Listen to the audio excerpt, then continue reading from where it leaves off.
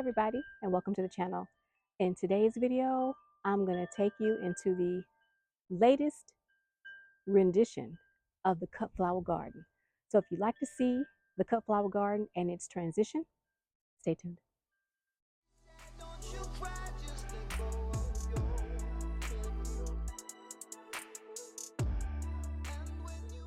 You all have seen the cut flower garden in several different stages, and I promised you I would show you as it evolved what it was going to look like. And today I'm going to unveil what it looks like now. As you can see behind me, these are fence panels. I've recently had a fence extension done over there, and I want to show you some work I put into the cut flower garden. It's a work in progress, y'all. It's not done yet, but I'm very proud of what I've been able to do in just a few hours, a couple of days over the weekend. So without further ado, let's do a little tour in my cut flower garden. This is the entryway to my cut flower garden, and a lot still needs to get done. I'm just moving some things around. I still have to reroute the irrigation. I have it shut off right now. I do have a shut off valve down there, and I've shut it off because I have to reroute some stuff. But this is the new cut flower garden. It looks so much different than it did before, as I was showing you bits and pieces of it over this past year and a half. So let's go into the cut flower garden, shall we? Now, a lot of stuff has perished, unfortunately. When you're splitting your efforts, it's not always easy to keep up, and it's been heating up so quickly here that a few things have perished. So this right here, this has seen better days. So this is my area of pots of things that I am reclaiming. This little clematis is still alive, so I am continuing to water it, but everything else is just reclaimed pots that I've been pulling out. I still have my water. This is my makeshift water barrel. It has moved 3 times, and I think this is where now it's going to live. I also have a couple of buckets here and over there that I'll also catch some water runoff. But I have my citrus trees over here in the entrance to the cut flower garden. Of course, this is not cut flower, but this is where the citrus is going to live for right now. And as I'm looking at my tangerine, it is getting a lot of sun, and I'm going to have to cover it up because it is not happy. So I'm going to have to figure something else out with it. This area does get a significant amount of shade, but it must be getting too much sun because also my Japanese maple, it was not looking like this yesterday, and today it is looking all ate up. So it's getting a little too much sun. I'm going to have to put a shade cloth over here. I have some fertilizer buckets down here. We're talking about water fertilizer and fish fertilizer. And the water fertilizer is just a bucket that I put weeds and a whole bunch of other stuff in to make a liquid fertilizer. I've moved some elephant ears that I purchased bulbs from the springtime, I do believe. My peanuts are looking really raggedy, and my poor little lemon tree is not looking the best. I had to drape my tubing, so I'm going to have to come over here and give everything a good water. I watered it day before yesterday, but today it needs another watering. I have lost a Japanese maple. It was doing great, and then all of a sudden it took a turn for the worse.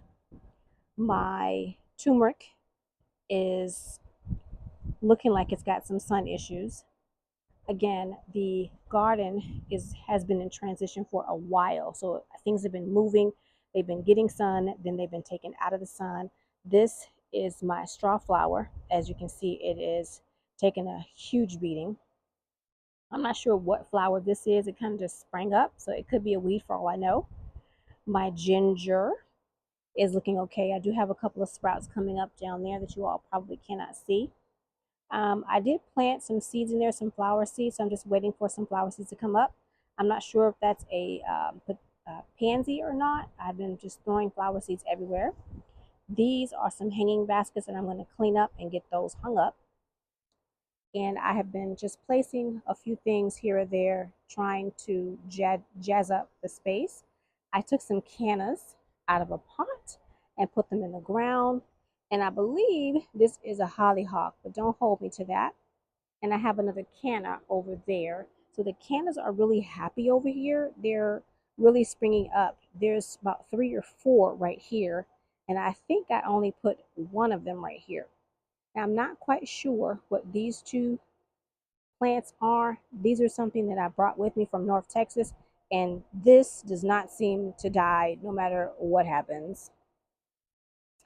Down further, I have some gladiolas, and this is a hydrangea piggy. So gladiola, hydrangea. Another canna over here. Again, some hanging baskets that have seen better days. I'm going to be hanging those up and repotting those up.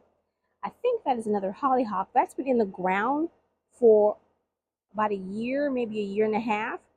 And a beautiful comfrey that I put in the ground in the spring.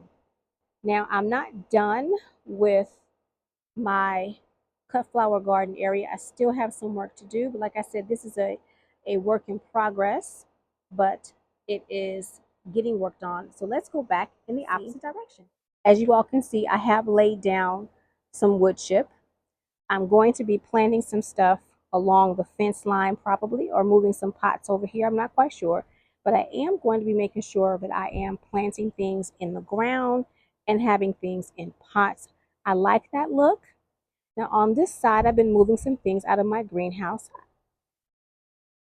I have some ornamental grass, but like I said, things have been transitioning and they're looking a little rough, but I'm going to show you the real garden. It's not something that is always pretty, but it is something that I have that I'm working on, and some things live and some things don't. I'm really trying to figure it all out.